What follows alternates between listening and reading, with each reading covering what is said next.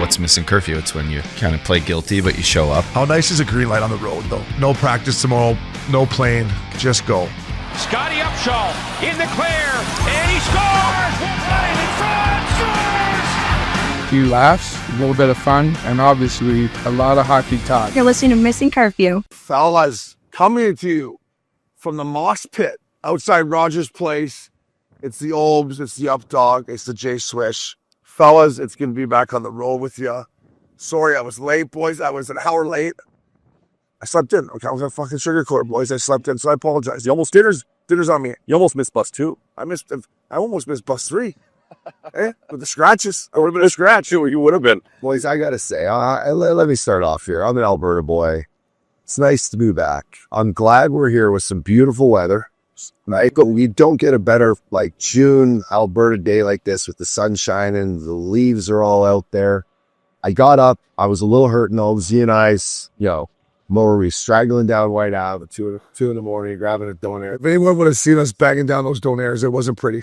We're fist pumping guys on the street at 2 in the morning, walking home. But I woke up this morning. I just had to get out there. Yeah, you have to get out there. The River Valley in Edmonton, Alberta, boys. For anyone that's never been here, check my Instagram, took some photos. It is beautiful. So anyway, I did a walk, made a call, called the old man, did a little post for our sponsors, Quench and for Kit's Eye Care, and just took it all in. The playoff Stanley Cup time in Edmonton, Alberta, boys, is upon us, and it's nice to be here with you fellas. Yeah. How was the travel, boys? First of all, me and Updog, we get off the bird in Denver, and we're going to take a leak, and Uppy's like, I think that's Gretzky. I'm like, oh, fuck Gretzky, what's going on, fella? And sure enough, Georgie Parrot's like, hey, Jorge, how you doing, fella? Next thing you know, with the gate, Bill Daly. I'm like, William. I'm like, is Bettman next, or who else is coming in? So I'm sitting there beside Bill Daly at half of the player safety thinking, God, I hope they don't listen to the pod, right?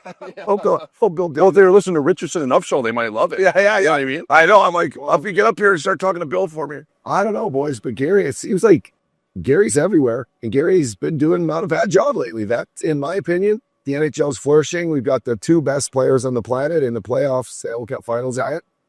And as people would say, business is booming. But I think, doesn't Gary got to send the bird for the boys? Like the NHL team bird, like private bird for Gretzky and Georgie and the boys? And kind of reminds me that if you're like the lead singer of the band, why don't you take the boys with you in the private bird? Or send the bird with them? Send the bird with them. You're making them fly commercial? It's the final. Oh, the final? Yeah, that's what I was like. Edmonton, they're taking a connector? Yeah, they put him in figs. Boys, it's just, oh no, it's just on the way. Sorry, we have a table malfunction, but anyway, you know what? It's just, could you grab that for game 1? Yeah. Gary's bird, boys, is going to be gassed up with some jet fuel paid for by all the 32 owners. And it'll be shot down to Florida, no questions asked after these first 2 games, if you ask me. Yeah. So you think Gary's flying the boys from Edmonton to Florida is what you're saying? I bet you Gary in there has got the referees. He's got... I think he's taking number 4, Wes McCauley with him? I think the refs probably get a slot. Wow. After Wes' performance last night, and Wes McCauley, I love you. You're one of my favorite refs. But after his performance last night, he needs a middle seat. He needs a middle seat to Edmonton. To Florida. It was... He couldn't get the boots going up. As the game passed Wes, and listen, I love Wes McCauley, the Michigan State Spartan himself, but, man, his stride.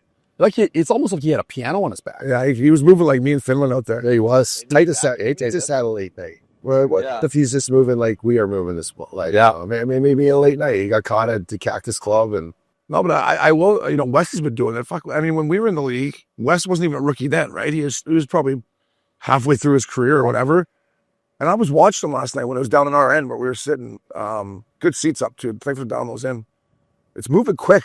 Like, yeah, you got to be able to, I'm not saying, those boys come in and you got to, I kept just yelling, Wes, get the fuck out of the way. Get out of the way. One thing about Wes, though, he's got the respect from players, coaches, and he keeps the game moving. It's not a consistent ref, coach, chirp fest. Yeah.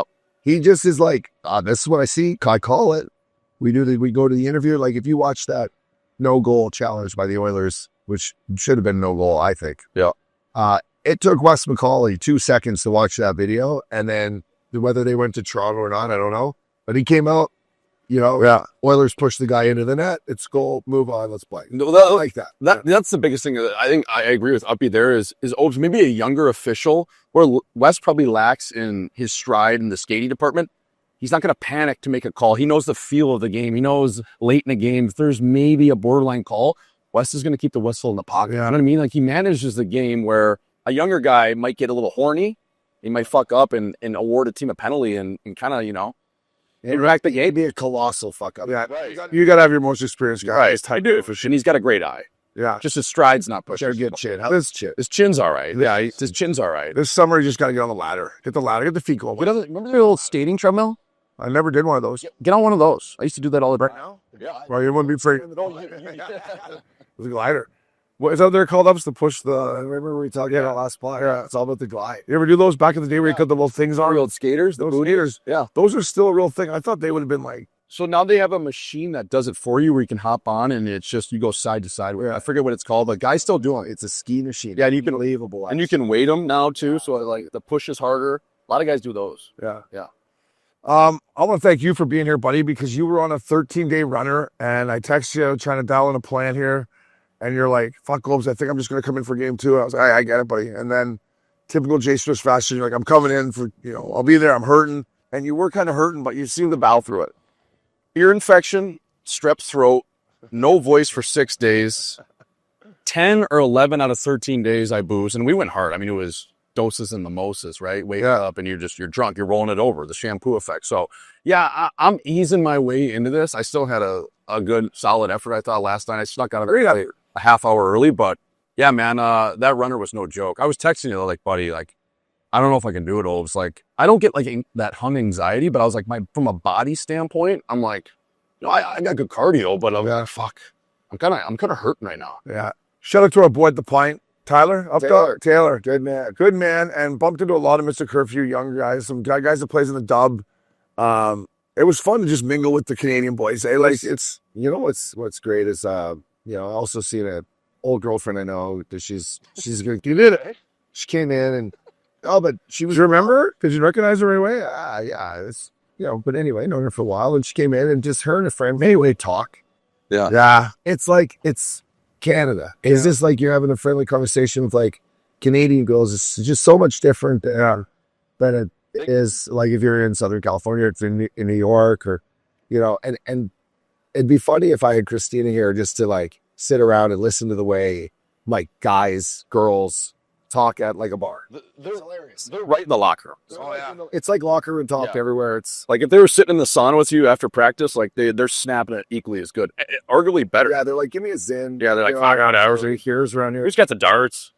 Yeah. You know what I mean? There's Got his left for you too. No, and it's great. And by the way, Pint, what in the South? Pint's a great spot. We're going to be there tomorrow. And I'll tell you what, I'm not just saying this because they sponsor us, but we do love Jägermeister. And I'm sitting on that back bar, and the old young westerly guys like, you want a shot? I'm like, yeah. I'm like, what do you got back there? Fireball. I'm like, nah, no. I'm like, do you got any Jaeger?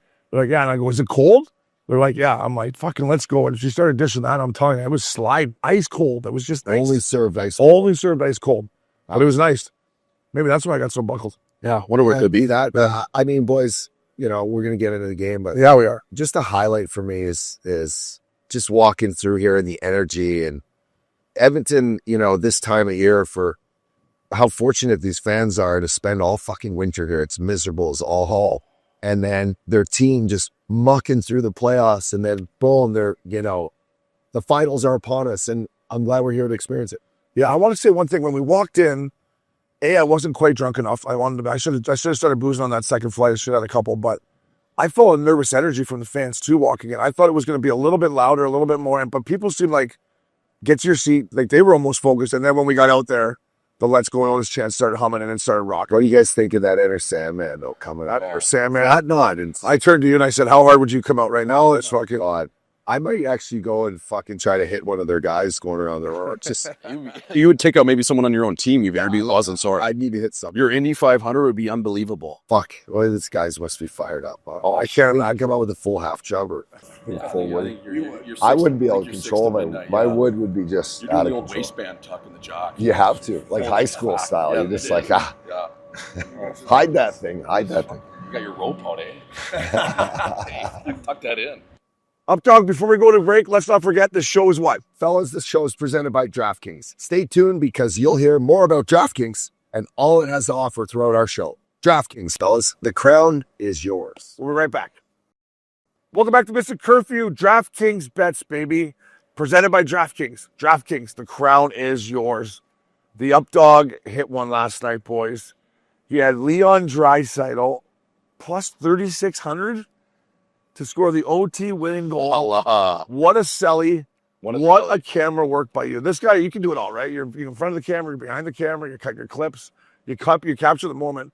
I was holding on to you as hard as I could. Yeah. I lost you for a sec. Yeah. You fell on that guy and you came back up. But what a selly. There's a bunch to the story. One being the epic celebration from us with the crowd, and it was on the far end, but boys, we saw the whole play happen. Worm to McDavid, the pass to Draisaitl. Anyway, knowing it was Draisaitl, I went in overtime. I didn't really tell you guys I had this bet, but I knew it in my back pocket. So, me, Obes and I, we flew through Denver, right? And Denver legally allowed to bet on DraftKings. So I said, boys, Obi, we got an hour, right? When we land, let's get a couple bets in. So went in and I sprinkled the floor a little bit, but this one was just staring me in the eye. I'm like, if this game goes to overtime, game's won, good game to go to overtime. Yep. I go, what better to light up Rogers Center than fucking Leon Draisaitl, The odds are great, so I tickled it. And sure as shit, midway through the overtime, as soon as they got the power play, I looked at you. I'm like, I got Draisaitl to score here for a cheddar. Yeah, boys, it was nice, but I don't know. It's about time you hit a big one. That's a big one. Anytime you get a plus 3,600, I got my Corey Perry bet plus 50,000. Got an apple on the winner. So up dog, good bet, my man. And also speaking about DraftKings, I took the Oilers in 5 at plus 500. No disrespect to the Cats. I'm sure it will go longer than 5, but I just thought. The old gentleman. They're gentlemen. 5-1. Yeah, 5-1. What was your thoughts, Obes? I do. In this big series, this Oilers? I think it's so important that the Oilers win game 1 and 2 at home, which I do think they're going to do. And then I think they're going to go back and split in Florida.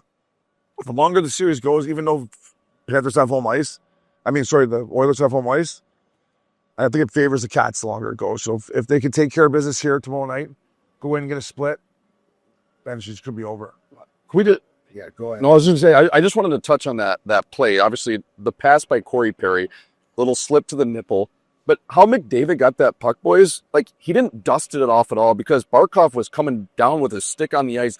You know how hard it is to get that pass and just not even overhandle it and just sauce it like that? Because it's spinning a little bit. Oh, yeah. He didn't overhandle it. He literally just took it in stride and sauced it over to Draisaitl. I watched it 3 or 4 times this morning. I was like, wow, those are some mitts, boys. That was so Leon's comments after, I've never seen two guys so fucking focused in my hockey career as Leon and Connor Arbor. They're on the podium and Leon just went to describe the play. Everyone on the ice, from Nugent Hopkins to Bouchard to Perry, they all made a really good hockey play that was finished by the 2 best players on the planet. And it's like, well, what better way to draw up the first win? Because, boys, game 1, and I know our boy Coop and Messier would always say, it's not game 1, game 2, the most important game. It's a big fucking game. Yeah. They needed that. The Florida Panthers, as cocky and as confident as these guys are, if you let them steal the first one, fuck. Yeah. And I even think just from a team aspect, fellas, too, you get that win for the Oilers. Now you can know you can do it and you have that confidence. We can do it without Hyman. We can beat these guys, even though we don't have maybe our 50 goal scorer on this team right now because he's hurt. But it just shows the team. It gives you that morale boost of wow, okay, we're settled in. We can do it without him. Played a good game. Now we go. Remember the conversation we had about when I was like, you think Hyman could play, boys? And you're like, oh, no. Yeah, it's just completely shattered. I'm like, mangled. Explain it to me, though. I feel so bad for that guy that he can't. But you made a great point. Would you rather have Hyman at 60% or Arvidsson flying around? Yeah, or even Hyman. Arvidsson's tapping in pickups right now. Give Stan Bowman some credit. Those 2 pickups look unbelievable. They've been unbelievable for them. And it's crazy, just with Kapanen, what an inspired player. Yeah. What it does for you. You know what I mean? The last 3 years, he's kind of been bounced around. He's played, below average of his game, and now he's inserted in this lineup. That slip play he had for the breakaway was unbelievable. Sick. He challenged, I believe it was Jones or whoever it was. He took it through the middle and almost scored. He had the post on it. It was you have to give, and Gretz, Obes, we had a chance to sit with Wayne after. Yeah, it was awesome. And Panger. Shout out to Panger. Panger's a beauty, too. We were with Wayne's. He was having a nice day. Wayne's brother, Keith. And Keith runs Bakersfield, and, he's heavily involved in management of the Oilers. But you just said it. The job that Stan Bowman has done placing players into the lineup for Knobloch to have some options should a guy like Hyman go down is everything that's brought the Oilers to the place they are. The bad contracts that we all look at with the Oilers you know, thinking Nurse is going to be the reason why they can't get to the next stage. They're replaced with a guy like Wallman. Like, who would have thought Wallman coming in is a first round pick for him? Yep. Be like, holy shit, this guy's playing insane minutes with Klingberg, who, what a fucking signing. Who would have known that these two guys would be playing some of the heaviest minutes in the playoffs against the best players and playing better than any other defense pairing in the series. It's funny, me and J Swish is like, we need more. I'm like, I need more to Ekholm. I know he just came back, and Swish is like, right, Holmes? I'm like, hey, he's got to get more engaged. Cheddar. And then fucking right in front of our seats, a little backhand sauce from McDavid. That was a hell of a shot by Ekholm.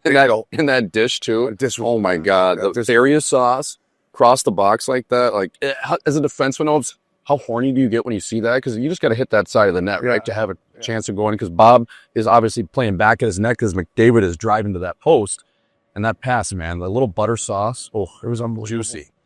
Boys, we're sitting here, calm before the storm, and then on the off day tomorrow, this place is going to absolutely be rocking. What's our expectations for game 2? Obviously, Florida's going to come back out. And I mean, listen, they went up 3-1, and you got to give the Oilers credit. When Bennett scored to make it 3-1, I went, oh, fuck, they're going to ruin our party here. So you got to expect the Cats to come out hard. I think the Oilers got to match that right off the get-go, in my opinion. I think anyone listening to this podcast and us sitting right here know that the Florida Panthers, they don't give a shit that they lost game 1. No. Paul Maurice is in his hotel room probably right now, you know, watching fucking reruns. Seinfeld. So there's, knowing this team's going to come out and give an beast mode of a performance. Well, they're a resilient group, Obes. They got great leaders in their room. So the Oilers got to, again, realize that this is an advantage playing in this city right now. A home ice advantage for the Edmonton Oilers is what could be the difference in a long series here.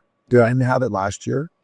They got to use the momentum. I mean, Edmonton's in their last 15 games, they might have lost 3 or 4 games. Like they feel as confident as they ever have. If you watch Connor McDavid go through the lineup after they won that game last night, he was so fired up. I don't think I've seen emotion out of Connor McDavid, fist pumping his guys, going, fuck, this is so important. I guarantee his demeanor, either walking through the dressing room this morning for a little stretch or coming in tomorrow, is that, guys, we're calm, but we got to come out and play the exact same way. Leon, that goal you got us in the first 30 seconds last night, let's do that again. Let's fucking jump on him. Because it was a big momentum shift for the crowd that you thought we had. Yeah, it was a goal in the first minute. So that's going to be important. I think the Oilers got to come out and bounce quick. I thought the Oilers, their depth in the second half into overtime really showed. And you had a great comment about Trent Frederick about how before the series is over, we need one from him, right? That line, we need like one big goal from Trent Frederick would be Janmark. Or Janmark, but that line, Janmark's clutch like that too. But I thought Freddie had a nice match last night. He had that backdoor, just couldn't elevate it. I think guys like that are going to be important in game 2 because the Cats are going to push back here. I'm looking for the line of Listerine, Lundell, and Marchand to play a lot better in game 2 than they did in game 1. But I just think the depth of the Oilers really showed. And when they needed energy last night, they came out with that line. Yep. Like that line would come out of him and Henrik and who's playing? Is it Janmark or Paul Colson or whatever? So they need that energy as well. Yeah, and look, and whoever wins this game, whether it's the Oilers or the Panthers, this series is long from over, I think. I mean, you look at what the Panthers did, obviously, with Toronto going down 2-0 and able to win that in 7. I just think tomorrow, boys, I'm going with the same outfit. I'm going the stinky underwear. I'm going the shit kickers. I'm going my same socks. I have to. I'm going my riding the oil. I want them to get it done, so I got to play my superstition, do my part. Yeah. I'm going same outfit. So I came in here yesterday. I got Princey to come into the store yesterday. I couldn't get a Corey Perry t-shirt. Yep. So Updog goes, there's a Corey Perry tarp there. Grab that one. Jersey. It's a 56, a little tight. I used to wear 58 when I played. Yeah, a little more room. I mean, 56. So yeah, a little tight. 50, a little tight. I like it real tight. But I'm wearing it again tomorrow. I'm wearing it again tomorrow. I'm gonna switch it up. What are you going? You're gonna switch it up on curfew tarp. Yeah. Yeah. This mine got real stinky. Yeah. Sweating, eh? Okay. I know, but it's the playoffs. Yeah, it's okay. Yeah. It's superstitious right now. I know these guys are on a mission. It's all good. I'm gonna hammer them with DraftKings. You're like as long as Drysdale and McDavid are playing, it doesn't matter what I'm wearing. Right? That's the way I feel. Yeah. Fellas, J Swish, get that guy a Labatt Blue, fella. Brought to you by Labatt. With Labatt, you can buy beer and get gear. Go to their website, snap a photo of your receipt, and upload it to gain points towards exclusive merch. Any size, any product. Folks, anywhere you're buying Labatt, sign up at rewards.labattusa.com. Superstitions.com, Buffalo, New York. Ooh, that's crispy. Crispy. To you. We're dishing out 2 Labatt Blues here. This guy I know loves Labatt Blue because every win cups, he just started crushing them with his tarp off at the press conference. Kucherov, Nikita Kucherov is the 10 Lindsay, which, as we know, boys, is voted on by the players, which is the award in the league. which is the ultimate compliment.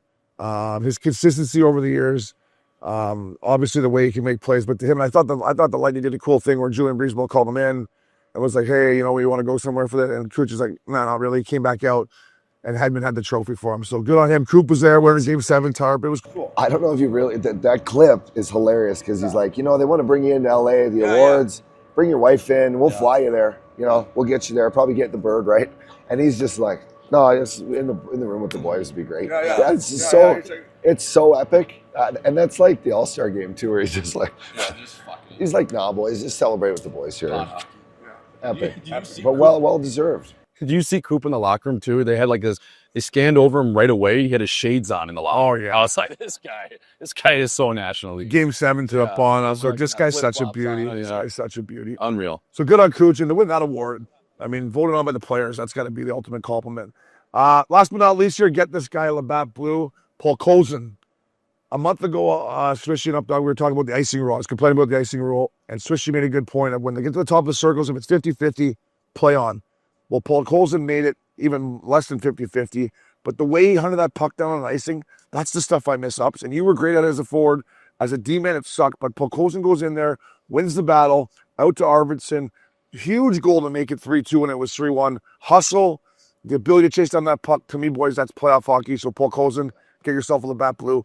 I love that shit, boys. I didn't love getting chased. Yeah, I'm watching. I love it now. Did you see? He was like chasing him down like Deion Sanders. Yeah, he went and like body position on him. He fucking won the battle. Down. Well, boys, I'm not in that room, obviously. Loves to be. Fuck, they should have you in there, though. But listen, I think a guy like Matthias Janmark is a guy that Puck Kozin probably works with a lot. Yeah. There's a lot of similarity. And Janmark, call him a very above average player his first 5-6 years in the league with Dallas. Like, he wasn't that effective. Just kind of out there. But what he's done the last couple of years,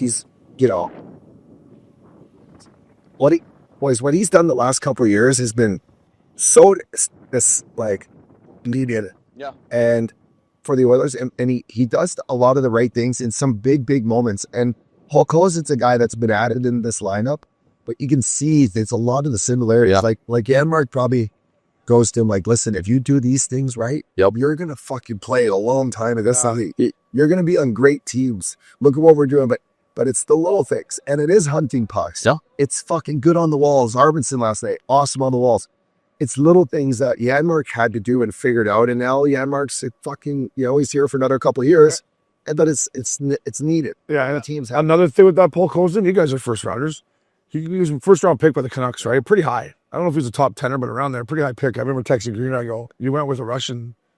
But anyways, I think he had that pressure of trying to be that type of player when he wasn't.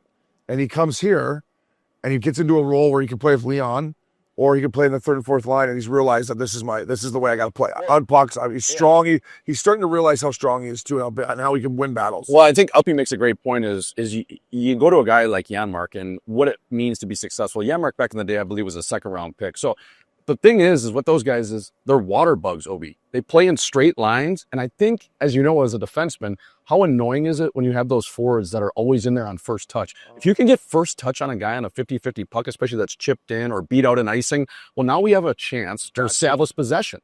So if we can get possession, and then maybe we can get our big guys over the boards, and now it's that three-quarter ice game where you hem them in, that's so big is when you win that first touch. That's all good defensive coaches would always say, win the first touch. Yeah. Just get there first. Get there first. Make sure you don't lose it. So many times I thought I was getting there. The biz nasty. I was getting there first against that Suke, and he would just fucking poke it out of me. Ryan O'Reilly, too, one of the best in the league. Just fucking. Well, he's a surgeon. He is a surgeon. Just fucking fish it out of there. He is a surgeon. But Paul Cozin's playing great. They're going to need him down the stretch, boys. So get those Labatt Blues on you. Moving on here, boys. I'm getting thirsty. I'm going to have a couple of Labatt Blues after we wrap this show here. It's the Kits Eyewear Dish of the Week. Don't forget, limited time promo code gets you your first pair of prescription glasses free, or $38 off any progressive lenses. Kids, teen guys, promo code curfew. Check it out, boys. These are Up Dogs rocking them. These are nice right now. You guys talked about this goal. I'm going back to the OT winner. Uppy, you made a great point. All 5 guys on the ice, I think they touched the biscuit, and they all made good plays. Bouchard down the wall. Corey Perry, though, with a little how are ya to 97 and 97 backdoor sauce. It was buttery, boys. I could read from my seat. I could almost read the NHL Edmonton Oilers Stanley Cup. Backdoor to Draisaitl. It's our Kits Eyewear dish of the week. What a game. I mean, McDavid, when he came in down at our end on Bob, when he took the puck out of the corner and it hit Bob on top of his shoulder, like, he had his puck on the string the entire night. So that's our Kits Eyewear dish of the week. And watching those boys live, you get a true appreciation for how much they can just have it on a string. That's what I would want to, like, let me ask you, Smoltz, that to the listener out there, to the fan that's watched this on TV. Yeah. This was your first Stanley Cup game last night. Yep. What to you is the most amazing thing of watching these guys at that speed in these moments with so much on the line? Like live, what was that like? Well, I just think, as you boys know, as players, the further you go along, the crispy your game gets. And it's so tight, and it's so just crispy, and it's so clean. And you know how good it feels on when you've been playing hockey for 10 or 11 months, you've been training before that, you can do anything with your head up. And especially those guys, I mean, the elite players in the world, like, the most impressive thing for me with McDavid is he skates with his head up through the neutral zone the entire time. And he's going 1,000,000 miles an hour, but it's just all up here. It's like, you know, it's just so special to watch. I was like taken back. I was like, holy, I forgot how fucking good he was. Yeah, I know. Crazy. And when you see him live, you really like. That's what I mean. Like when your boots on the ground. Yeah. It's just like, I watched a video of baseball. He used to play for the Yankees, so it was a great lefty hitter. Paul O'Neill. Yes. Yeah. Okay. So when they showed these slow-mo videos of him, and through impact, his head just does not move. It's like so still, right? Chin is down. The chin's tucked. The chin's tucked. But the whole motion, that you're not like this in golf, it's the same way. Yep. If you watch a video of Connor McDavid practice or skate, his head Yep. does not move. No, It's not going up and down. He's not like this hustling. His head is so still. His lower body's moving like this. His upper body is. Yep. It's insane. So I like to look at how these guys' bodies are just moving at full speed live. It's insane. Yeah. A little different than you had full speed back in the day, huh? Doing the elementary backstrokes, I can. Oh, we used to love watching Uppies play playoff time. Me and Lubes are like playing golf. Like, well, let's go back and watch Up Show play.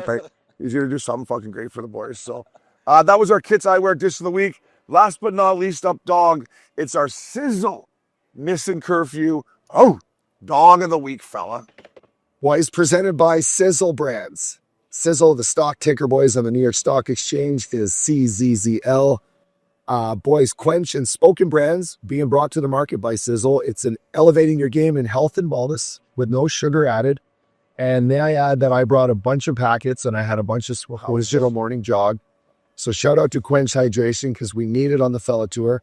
But boys, I'm going to go, my Quench dog of the week is Leon Draisaitl. He solely did last night. For a guy that did not score in the 2024 Stanley Cup Final, he came out last night. He scored in the first shift of the game. I was sick. He was a beast all game long, and in overtime, in epic Leon Draisaitl McDavid fashion, he finishes. I know it was our Kits Eyewear shot of the game, but for me, Obes, if Leon Draisaitl keeps it up this series, he is my pick for the Conn Smythe.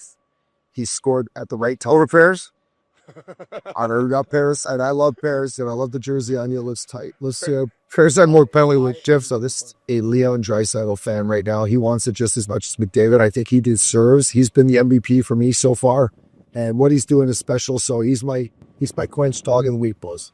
Yeah, and he has that look on his face, like, of determination. I noticed that too, 10 rows up, watching him, like, when he's on the ice, there's no messing around with him. He's on an absolute mission. So, up dog, we got a couple great guests coming at us. Who we got coming up for our guest here? Obes on our show today, two great friends of mine. Brett Kissel, country singer from Flat Lake, Alberta. Beautiful little lake up the street, fellas.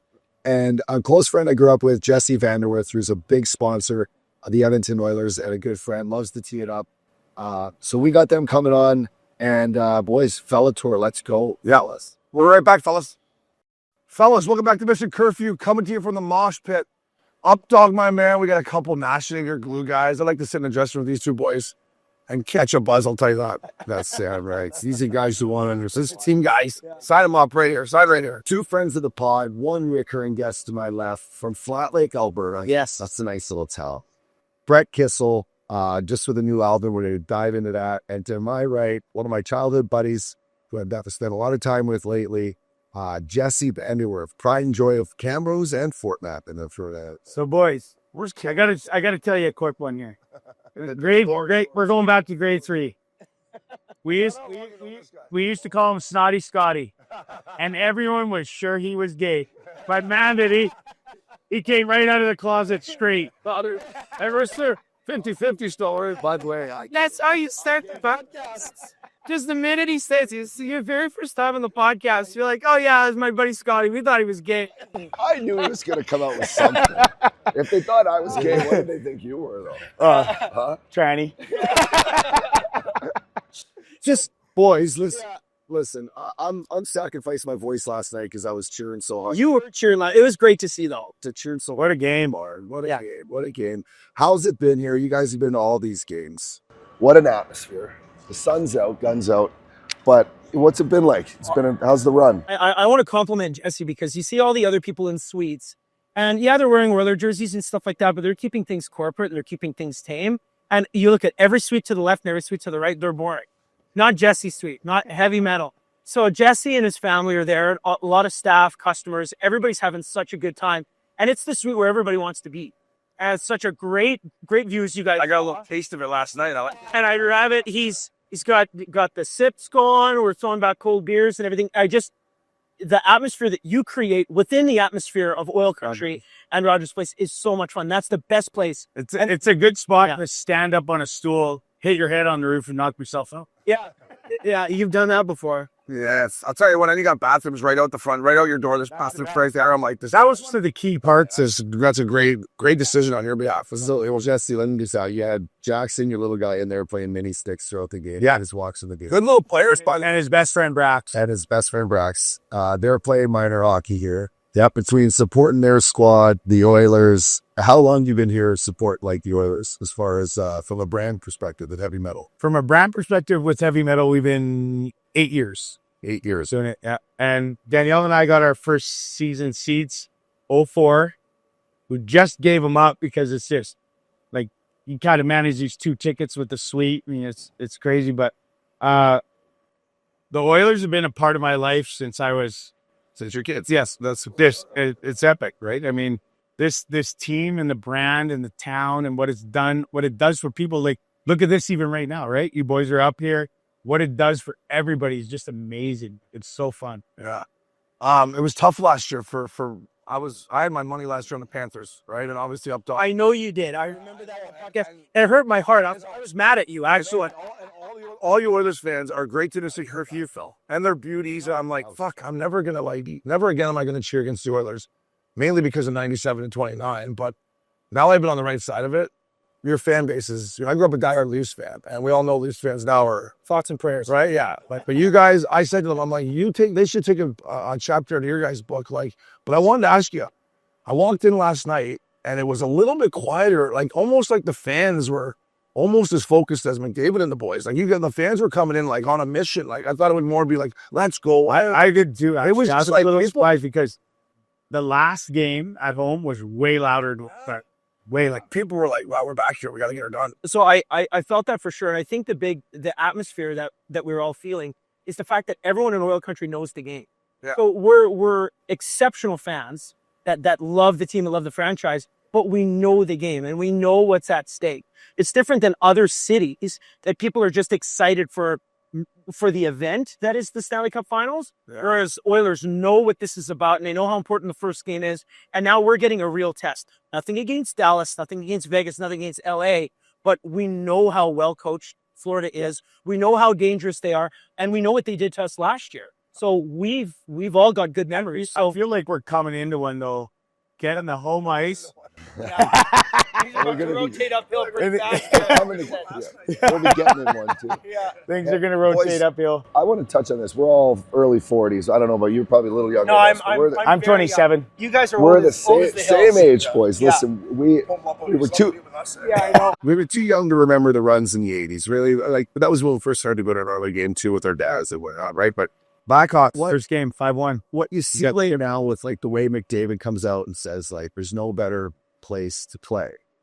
And we've seen Chicago go on these runs. We've seen LA, the sea, what buildings are like in New York. But when you're in there right now, these people of Edmonton, they bleed playoff hockey. This is like, when you're in there, there's not another team on planet Earth you would ever want to play for if you know what it's like in here. It's so wild. I love the clips that are circulating on Instagram of Georges Laraque, Roley, even Jared Stoll, Rafi Torres talking about the run in 06. Yeah. But I'm also going to talk that we went to several games. What were you, like 12? Well, I was 16. I was grade 10.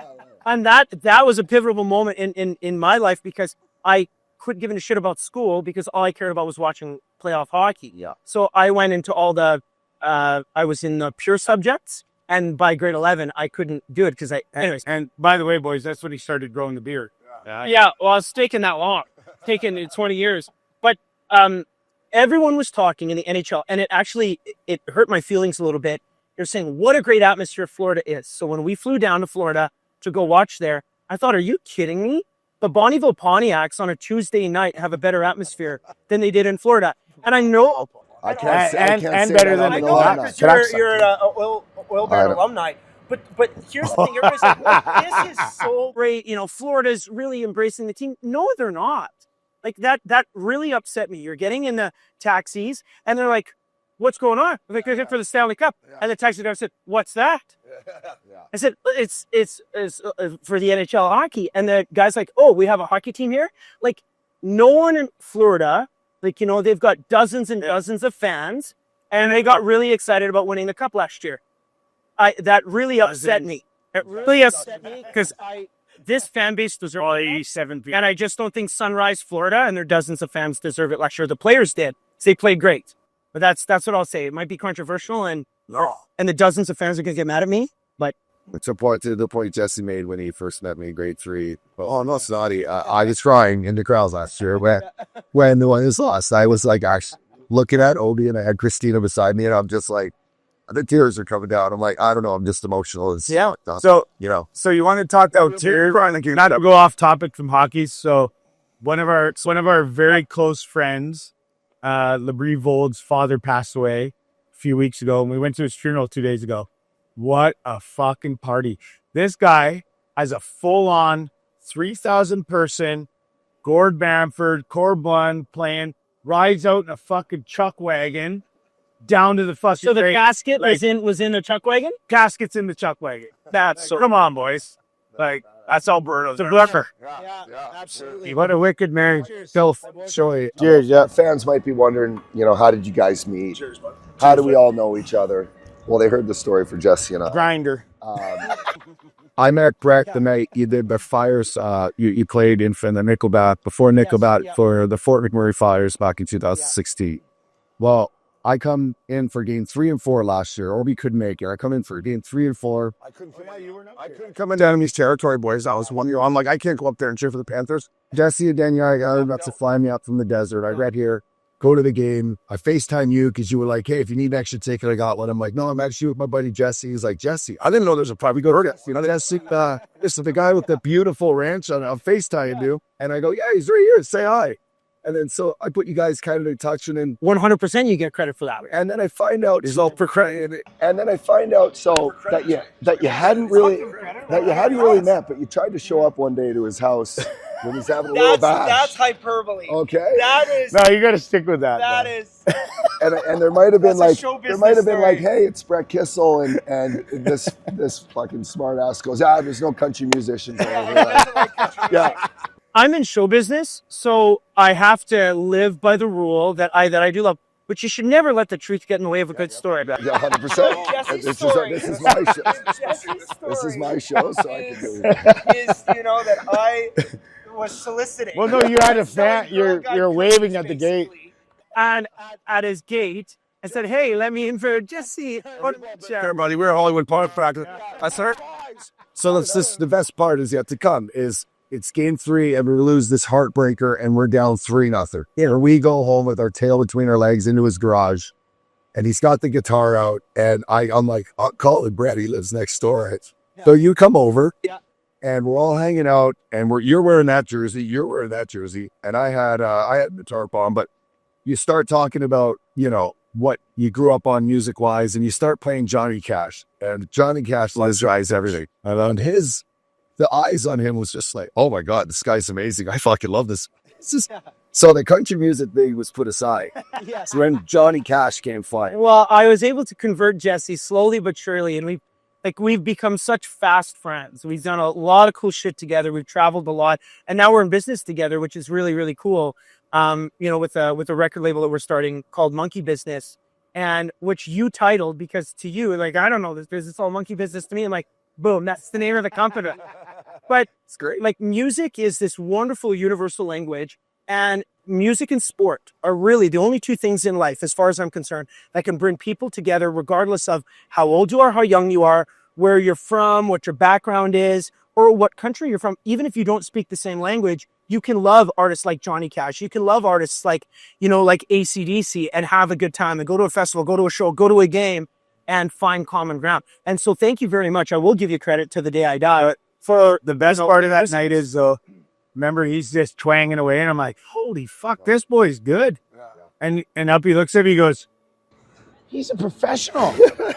Is he supposed to be good? Yeah, this is what happens when you put a hockey stick in my hands too. I'm actually not bad. This is pretty good.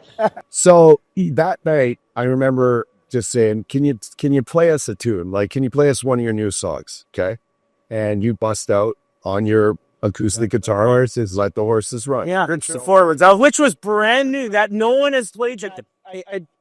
I think I just wrote that song. You just wrote it, and you explain that it's about perseverance and about your kids and about, give it, teacher in the way. Yeah. And so it came out maybe 3 weeks after you premiered the song. I play it now in my truck with my kids. My son Beckham can sing the thing word for word. That's good. You raised it. You got to raise your kids on country music. You're such a good dad of soul, eh? And when you're up in Muskoka, you said your nephews are up there. Oh, yeah. You crank that one up on the boat, and I've got a new song called Cowboys and Dreamers, which is a really good follow-up to, To Let Your Horses Run. I also had another single called Another One. And so we've hit a really, really good stride musically right now, which is getting the attention of a lot of really cool people, and we've got a lot of cool gigs. And I love sports so much. And, Jesse and I were texting back and forth, and we were watching on TV when that song Cowboys and Dreamers debuted on Hockey Night in Canada.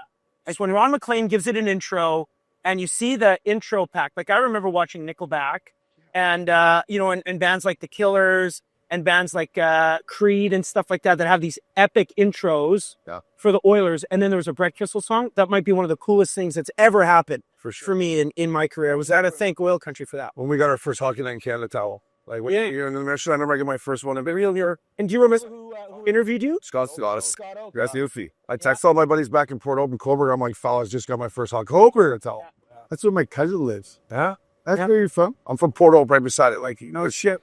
Yeah, that's where all my family live. I have a song. Almondville, Port Hope, Edward. Coburg's a nice part. Yeah. Port Open's some more gritty side. Yeah, gritty side for sure. Boys, I want to ask you a couple hockey questions here real quick. We were at game 2 against the Kings in Crypto Arena, and I left there thinking, break out the brooms for the Kings. What were your guys' thoughts after game 2? Did you think you'd be sitting here with a 1-0 lead in the Stanley Cup final, or because it looked ugly there when they left LA, man. It was done. I personally felt that was, we were save on some jet fuel yards. Yeah. Flight all the hit aims for. But what the hell? it was kind of disheartening. I will say this, boys. We had Gene Principe. But how they turned it around. Just Yeah. on our show. Cut his hair. We did a pregame show. He still had the long hair. He had his Invisaligns in like the. Do you think Sportsnet made him cut his hair? Because they're like, hey, we're gonna give you the Cup final, but you gotta. He they literally do told it me that's what they said. Oh, really? You have to cut your hair. But enough's enough. Jesus, he's tight. But by the way, boys, he went into game 2 going, this is right where they actually want him. They want LA to have a little bit of we got these guys. Yeah. Because it's Nice. Gene wasn't going to worry callers. That's interesting. That was before game 2, and then they got smoked in game 1, and Gene's like, the Kings are good, but we want to take care of them as quick as we can. And I'm like, Gene, you guys just got smoked in game 1, and then they lost game 2, but Gene was not worried, is what I'm saying. Gene had faith. He was like, they're going to be okay. Well, that's very interesting. I mean, I have to be very conscious of what I say as an armchair quarterback here. Like, I played hockey as a little kid. I understand the sport, but not to the level, obviously, of the three of you guys. You played hockey. No, I didn't play. You both were in the show. I played in the NHL. I know. Yeah. I played grade 8, mid-grade. I got to skate a lot. Yeah. I only had one skate too. My parents couldn't afford the other one. So, Like, fuck, I can only turn one. Skate in a circle. I think a lot of people in oil country can remember back to watching that blowout in game one. It was such a wild game, and think that, and I even said, like, I don't know if the Oilers are going to get through the Kings. I want them to, but I don't know if they will. Like, they're just so strong. And then if they do, I don't know if they can get through Vegas, because Vegas is just so strong. Vegas is strong. And then I just don't know how they're going to go through Dallas. Dallas is so strong. But it's all about getting in the goalie's heads. But we've got holy smokes. Like, I will never, ever discount what the Edmonton Oilers are capable of. And I think it's because I'm going to say PTSD from watching an Oilers team for decades that would get down on themselves the same way a fan base could get down on them. And a team that had, I thought, a lot of panic in the game. And if you get down 2-1, 3-1, 4-1 with a couple soft goals, that's it. Like, throw in the towel. Yeah. Not the 2025 Oilers. No. Like, it is a different that game one was up and down. Hard. We hugged each other. Yeah. We were in the shop. We were watching. We were hugging. And then you were ready to throw me through the wall. Then we hugged again. And then ready to punch me in the face. Then we hugged again. Yeah, that was a wild one. That was, buddy. So let me ask you, we were standing on the counter. What one player right now that the Oilers may have added or that's been here for a while is your surprise to this run this year? For jersey that Jesse's wearing. I'll answer first. That guy right there. Boy, the worm. You know who else, though? Kleinberg. That guy's Klingberg. Yeah. I'll tell you what, when Klingberg came back, I was watching it with Lupul. It was one of his first games back, and he was like tripping over the blue line and red line. I'm like, this guy can't play.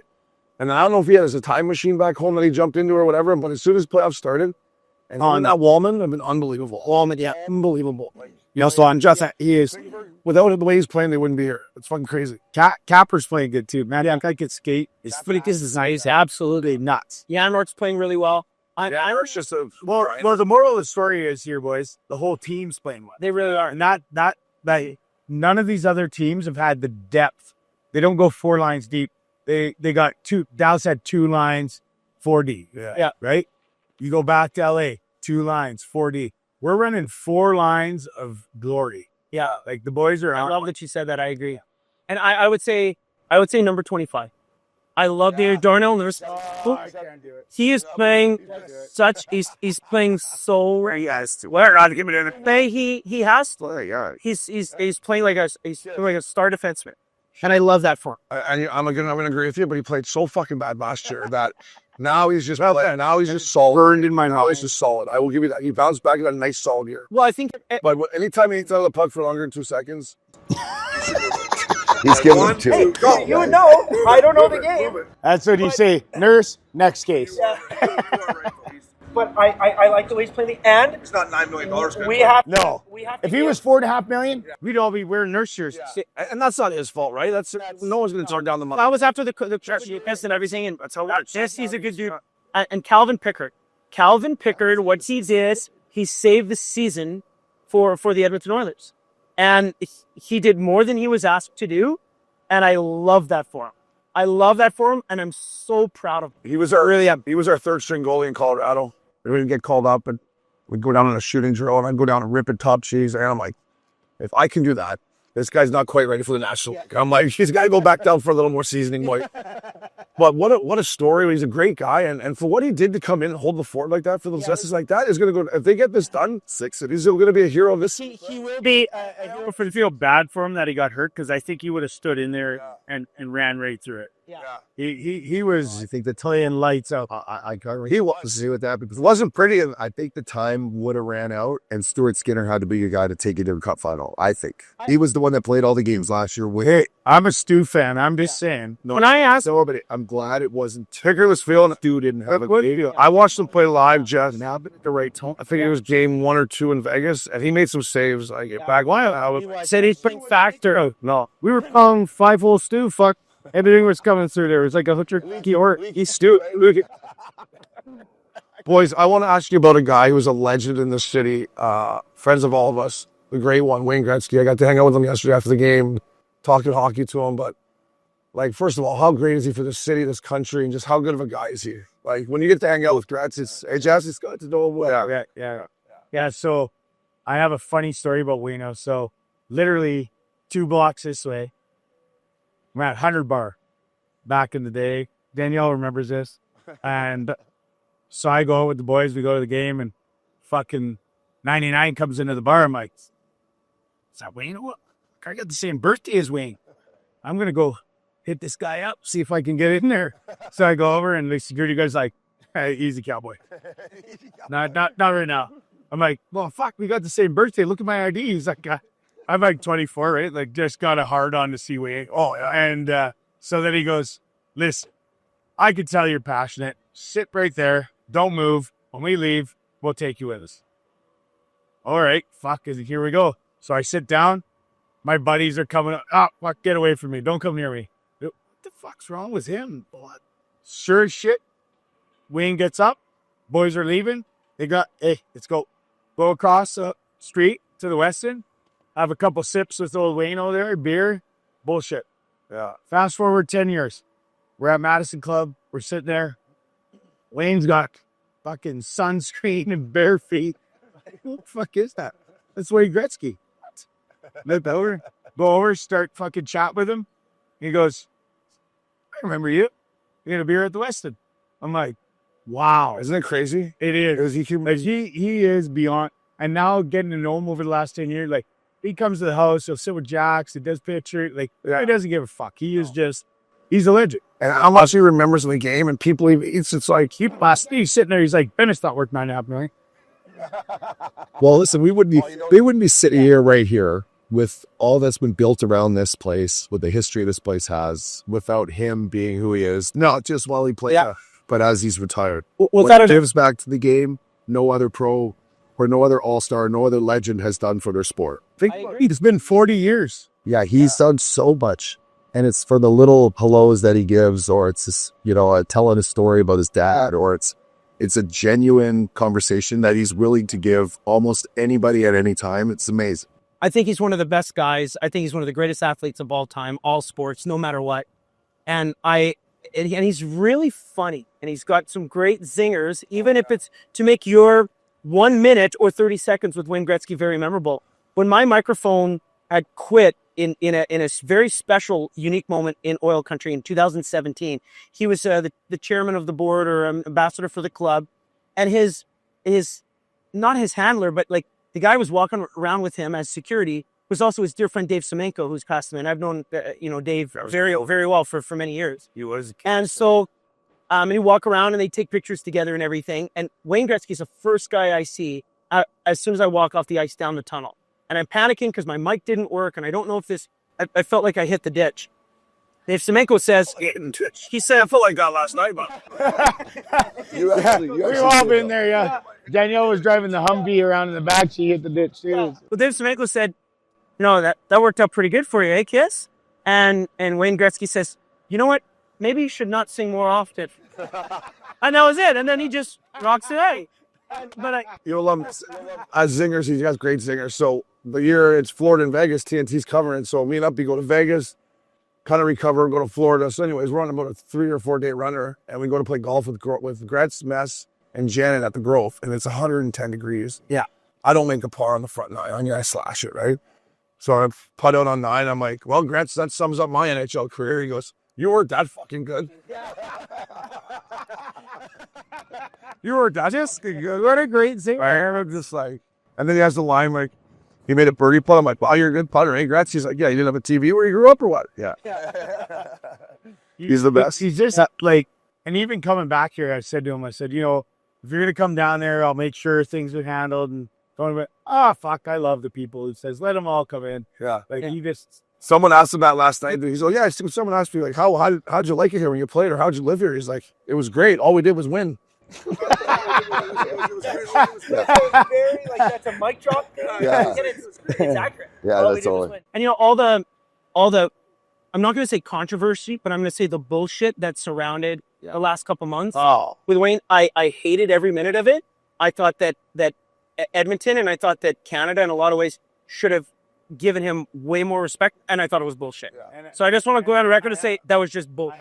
I have some good stories about that off mic. Yeah. Because that was just Yeah, no, we touched on it too. ridiculous. And Gretz never even said anything. Like, Well, because you don't need to. You don't need to give it light. You don't need to give it light. No. Boys, well, and that's how he handles it the best, as he just doesn't. one more for me, boys. I don't miss many Oilers games, especially at home, because I'm always betting on them. You're the sports that cast you guys got here with Louis and Jack Michaels and Gene. Like, what a telecast! We're lucky, aren't we? It's just the whole Oilers experience of watching. Obviously, Jack's a legend. like it's great, right? Like the road games, or home games, you don't get to, but it's fun business. And we're very lucky because before him, we had Rod Phillips. Yeah. And Rod Phillips was a Hall of Famer he was one of the best of all time. And now we got lucky enough that we didn't lose a step. Yeah. You know what I mean? Very, very lucky. Yeah, Jack Michaels is so good. Prince is going to pull up some of his old clips of Rod race. And you talk about legendary people. Gene and Jack are so good for the community and what they do for everybody. So I was fortunate enough 7 years ago, I went on a road trip with Oil, Scotiabank to go on the road. I don't know anybody. I'm just in this fucking plane with the Oilers. Like, holy fuck, this is happening? Holy shit. All right. And nice calves. And the boy, I'm sitting beside fucking Jack Michael. I'm like, hey, Jack, how are you? He's like, oh, not bad. You know, he's always got that radio voice. Yeah. So get through the trip. We're down in Dallas. And very, very, very sad, unfortunate thing. Gene's mother passes away. I don't want to bring it up, but that's what happened. So Gene and I were on the bus, and I'm like, buddy, are you all right? But like, you want me to fly you home? Or no. So we create this bond, and then Jack, and then Stoff. That guy is Bob Stoff. He has to come up here. Liverpool used to have a golf tournament every year. We feel up here for 9 years. I got it. Does anyone have more sex appeal than Brad Stoller? I seriously know more about This is three guys, though. What they do for this town, what they do for hockey, and you know, for my kids, and if anything's going on, Jack will be there. Gene comes out to the park. Like they're just, they're epic. classic. And just, Well, that sums up Oil Country. it does. I don't say it often enough, and I really should, but we're the best. All we do is, man. As Don Cherry used to say, folks, we are the best. Listen, I'm proud to be back here. I'm proud to be film here. I don't come back enough, but when I do, this is Hey, this. Soil Barons alumni. Yes, sir. This is the gay guy from McMurray. Welcome back to Missin Curfew, Up Dog Swishy. Thanks to those boys for jumping on. Absolute beauties. Sorry again, I was late, fella. I got dinner tonight. Probably going to put it on the company, but I still got it. I was time for the ticket, but let's go have a day. Look at this. In between game 1 and 2, let's go have a day. As you would say, we're going to be hungover. But it ain't going to be. But it ain't going to be today. It ain't going to be today. It's Thursday. It's ladies' night in Edmonton. Let's fucking do it. Keep your chin tucked. It's the Tuck Boys, always. And have a time, and thanks for listening. And we are off. Fill tours. And thanks to our boy Mark Prince, Princey. Way to go today, playing shorthanded, set it up for the boys. So thank you, boys. Go Oilers. Game 2, I'm hammering them. That was Missin Curfew. Fellas.